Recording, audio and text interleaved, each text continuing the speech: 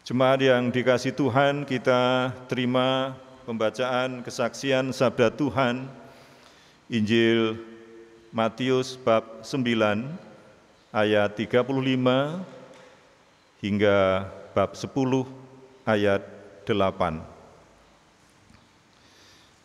Demikianlah Yesus berkeliling ke semua kota dan desa.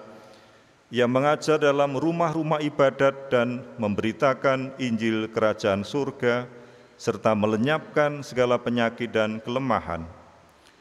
Melihat orang banyak itu, tergeraklah hati Yesus oleh belas kasihan kepada mereka, karena mereka lelah dan terlantar seperti domba yang tidak bergembala. Maka katanya kepada murid-muridnya, "Tuaian memang banyak, tetapi pekerja sedikit. Karena itu mintalah kepada Tuhan yang empunya tuaian, supaya ia mengirimkan pekerja-pekerja untuk tuaian itu." Yesus memanggil ke-12 muridnya dan memberi kuasa kepada mereka untuk mengusir roh-roh jahat dan untuk melenyapkan segala penyakit dan segala kelemahan. Inilah nama ke-12 rasul itu.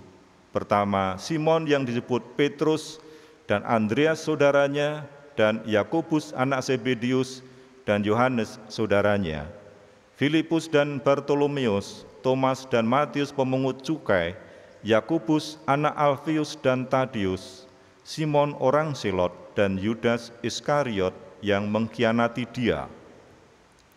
Ke-12 murid itu diutus oleh Yesus dan Ia berpesan kepada mereka, "Janganlah kamu menyimpang ke jalan bangsa lain atau masuk ke dalam kota orang Samaria, melainkan pergilah kepada domba-domba yang hilang dari umat Israel. Pergilah dan beritakanlah, kerajaan surga sudah dekat. Sembuhkanlah orang sakit, bangkitkanlah orang mati, tahirkanlah orang kusta, usirlah setan-setan. Kamu telah memperolehnya dengan cuma-cuma, karena itu berikanlah pula dengan cuma-cuma." Yang berbahagia ialah mereka yang mendengar sabda Tuhan dan memeliharanya dalam hidupnya. Haleluya. Haleluya. Haleluya. Haleluya. Amin. Haleluya. Haleluya. Haleluya. Amin. Jemaat yang dikasihi Tuhan, tema pelayanan ibadah kita menghidupi kuasa Roh Kudus dengan memberitakan kerajaan surga sudah dekat dalam hidup bersama keluarga Allah sebagai wujud pulihnya relasi antar manusia. Kerajaan surga itu hidup yang berpusat kepada Allah Bapa. Pribadi yang bisa kita yakini sebagai contoh atau model adalah Tuhan Yesus. Angan-angan atau pikirannya, perkataan atau pengajarannya, perbuatannya berpusat kepada Allah. Doa dan karyanya berpusat kepada Allah. Sebagai contoh, Tuhan Yesus mengajar kita agar memiliki karakter seperti Bapa. Karena itu haruslah kamu sempurna, sama seperti Bapamu yang di surga adalah sempurna. Matius 5 ayat 48. Tuhan Yesus juga mengajar kita berdoa yang berpusat kepada Bapa. Karena itu, berdoalah demikian, Bapa kami yang di surga, dikuduskanlah namamu, datanglah kerajaanmu, jadilah kehendak-Mu di bumi seperti di surga. Matius 6 ayat 9 dan 10. Doa yang berpusat kepada Bapa, agar kita mulai dengan Allah Bapa, agar namanya dimuliakan, agar kita berprihatin akan datangnya kerajaan-Nya, agar kehendak-Nya dilaksanakan di mana-mana. Menjadi panggilan untuk berdoa dari yang tadinya berpusat kepada diri sendiri, kemudian berpusat kepada Allah Bapa. Baru kemudian dengan rendah hati kita memohon makanan secukupnya, bukan barang mewah. Kita memohon pengampunan, kita memohon kekuatan batin menghadapi pencobaan. Jemaat yang dikasihi Tuhan, dalam bacaan hari ini ada panggilan bagi para murid untuk beraktivitas seperti Tuhan Yesus yang berpusat kepada Allah Bapa. Apa yang dilakukan Tuhan Yesus juga akan dilakukan para murid. Yesus berkeliling ke semua kota dan desa. Ia mengajar dalam rumah-rumah ibadah dan memberitakan Injil Kerajaan Surga serta melenyapkan segala penyakit dan kelemahan. Matius 9 ayat 35. Tuhan Yesus memerintahkan para murid, pergilah dan beritakanlah, kerajaan surga sudah dekat, sembuhkanlah orang sakit, bangkitkanlah orang mati, tahirkanlah orang kusta, usirlah setan-setan. Matius 10 ayat 7 hingga 8. Bagaimana kita bisa melakukan hal-hal itu? Apakah Tuhan menuntut kita melakukan sesuatu yang kita sendiri tidak bisa melakukannya? Apakah ini tidak menyebabkan kita frustasi, bahkan kecewa atau marah kepada Tuhan? Tuhan Yesus, saya ini ingin mengikuti Engkau, tetapi bagaimana saya bisa menjalani tuntutan-tuntutanmu itu? Ini pemahaman yang salah. Dalam hal inilah nyata kita perlu ditolong oleh Roh Kudus untuk sampai pada pemahaman yang benar tentang panggilan sebagai murid Tuhan Yesus, berpusat kepada Allah Bapa, berada dalam tatanan kerajaan Tuhan. Jemaat yang terkasih, menjadi murid Tuhan Yesus yang mau dituntun oleh Roh Kudus, itu di satu sisi meyakini panggilan melakukan yang diperintahkan Tuhan Yesus. Tetapi di sisi yang lain tidak kehilangan sukacita. Tuhan Yesus meyakinkan para murid, kamu telah memperolehnya dengan cuma-cuma. Karena itu berikanlah juga dengan cuma-cuma. Matius 10 ayat 8b. Kita tidak mungkin memberikan sesuatu yang kita tidak punya. Tapi juga terjadi kita punya sesuatu tetapi kita pelit memberikannya.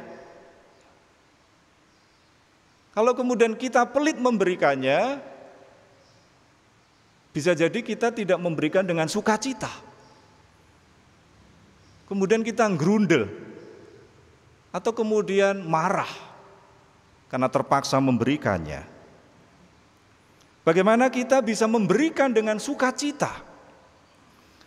Dalam tatanan kerajaan surga, apa yang kita miliki, apa yang bisa kita berikan, atau kita lakukan kepada Tuhan dan kepada sesama adalah rahmat pemberian Tuhan. Untuk itu kita perlu, yang pertama adalah meminta rahmat itu. Karena itu, mintalah kepada Tuhan yang empunya tuaian, supaya ia mengirimkan pekerja-pekerja untuk tuaian itu. Matius 9 ayat 38. Jika kita meminta rahmat, supaya ia mengirimkan pekerja-pekerja untuk tuaian, untuk berbelas kasih, memperhatikan, menolong mereka yang sedang dalam kelemahan, berkesusahan. Apa yang kita bayangkan? Siapa yang akan dikirim oleh Tuhan untuk menjadi penuai? Apakah kita berharap orang lain? Atau bisa jadi kita sendiri yang kemudian tergerak untuk dipanggil menjadi penuai-penuai itu? Sudahkah kita meminta rahmat kepada Tuhan untuk memberikan kepada kita apa yang kita butuhkan supaya kita bisa melaksanakan perintah Tuhan? Yang kedua, saat kita meminta, yakinkah kita bahwa kita akan diberi? Tuhan Yesus tidak hanya memanggil atau mengutus para murid, tetapi sebelumnya Dia memberi. Yesus memanggil ke-12 muridnya dan memberi kuasa kepada mereka untuk mengusir roh-roh jahat dan untuk melenyapkan segala penyakit dan segala kelemahan. Matius 10 ayat 1. Baru kemudian yang ketiga adalah ke-12 murid itu diutus oleh Tuhan Yesus. Matius 10 ayat 5a. Jadi jemaat yang dikasihi Tuhan, ada 3 kata kunci yang kita bisa perhatikan terkait panggilan dalam tatanan kerajaan surga. Dari pihak kita meminta kepada Tuhan rahmat, dari pihak Tuhan memberi rahmat untuk apa yang kita butuhkan dalam pelayanan.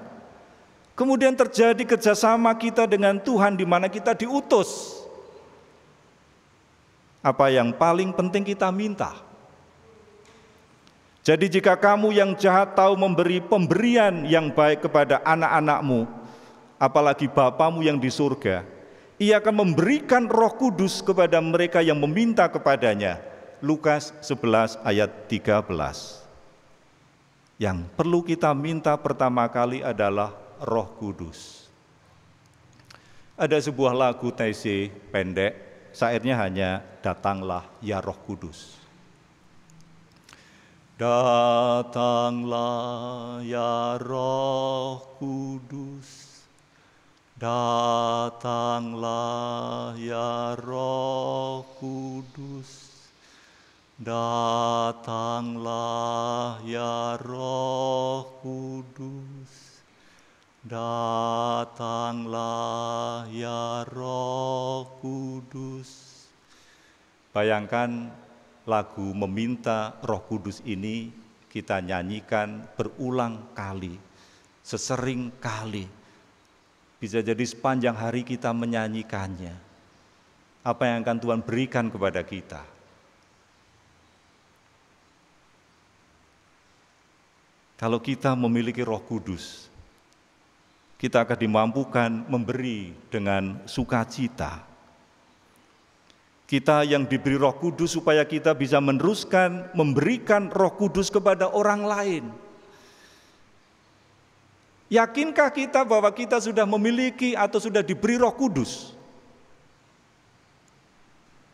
Kalau kita yakin sudah diberi, sudah memiliki Roh Kudus, yakinkah kita bisa memberikan Roh Kudus kepada orang lain? Apa artinya memberikan Roh Kudus kepada orang lain? Kita dimampukan untuk mengubah orang lain dengan kata-kata dan dengan doa kita. Yang terpenting adalah dengan doa kita. Ketika kita berkata-kata, ketika kita mendoakan orang lain, apakah kemudian kita meyakini ada kekuatan untuk kemudian saling menyembuhkan, saling menguatkan, saling memulihkan? Bukan karena kemampuan kita, tetapi karena kita diberi rahmat oleh Tuhan, kemudian kita dimampukan memberikannya kepada orang lain, dan kita menjadi utusan Tuhan yang saling membangkitkan. Sehingga orang lain pun juga meyakini melalui kita menerima pemberian yang berharga juga dari Tuhan. Jemaat yang dikasihi Tuhan, Tuhan mencintai pemberi yang riang gembira. Jika kita tidak memberi dengan gembira, akan cenderung berakhir dengan kemarahan. Di saat berat untuk memberi, untuk melayani, untuk memperhatikan, untuk menolong, baiklah kita meminta berkat kepada Tuhan. Tuhan, tambahkanlah cinta di hatiku, sehingga aku dapat memberi dengan penuh kegembiraan. Sementara ini, aku belum bisa memberikannya. Aku mungkin masih mengatakan tidak kepada orang yang meminta pertolongan saya. Aku akan memberikannya, Tapi buatlah aku lebih mencintaimu lagi. Tambahkanlah cintaku. Berikanlah aku cintamu dan rahmatmu itu. Itu cukup bagiku supaya aku bisa memberi dengan sukacita. Supaya kemudian bisa memberitakan kerajaan surga sudah dekat. Amin. Kita masuk dalam saat teduh.